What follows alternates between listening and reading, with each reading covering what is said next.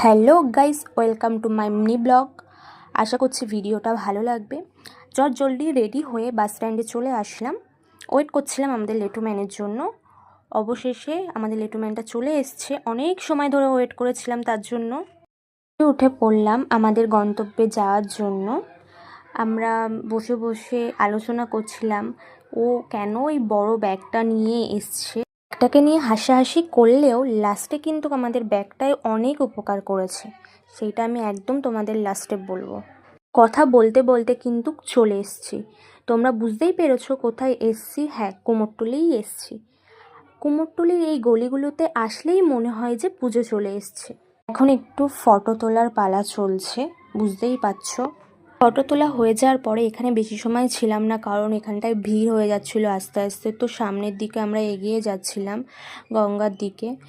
তো এখানে এসে জাস্ট ওয়াও, মানে ওয়েদারটা এত সুন্দর। সকাল থেকে যে এত গরম, ঠিক আছে, তারপরে এরকম ওয়েদারটা, মানে এখানে কীভাবে ফটো তুলে দিতে হয় সেটা আমাদেরকে দেখাচ্ছে।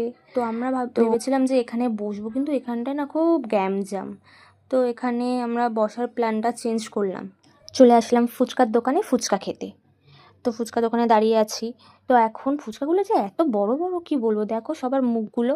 হ্যাঁ, মানে ফুচকা একবারে মুখে ঢুকছে না, মানে এটাকে দুভাগ করতে হচ্ছে, এরকম ব্যাপার। তো আমাদের এখানে একজন ফুচকা খায় না। কে খায় না বুঝতেই পেরেছো। মানে এখন গুরুতর চিন্তা ভাবনা চলছে, কারণ আমরা একটু রাস্তাটা গুলিয়ে ফেলেছি।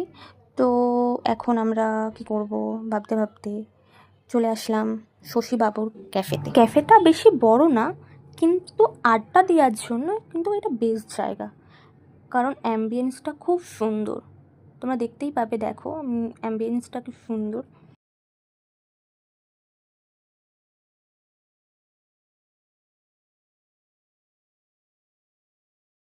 এখানে আমরা অর্ডার করে দিয়েছি 4টে চা আর পকোড়া। আমরা সবাই দেখছিলাম যে আর কি অর্ডার দেওয়া যায়। এখন বৃষ্টিতে আমরা এই অবস্থায় আছি। ক্যাফে থেকে বেরিয়ে আমরা স্টাইল বাজারে গেছিলাম। বেরিয়ে দেখছি এই অবস্থা, কি বৃষ্টি হচ্ছে। তো এখানে এখন বাজে 7:30। তো এখানে তো ওয়েট করার এখন মানে কোনো কথাই না, তাহলে বাড়ি ঢুকতে লেট হয়ে যাবে।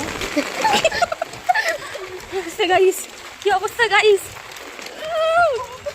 100 দিন যেতে পারবে না।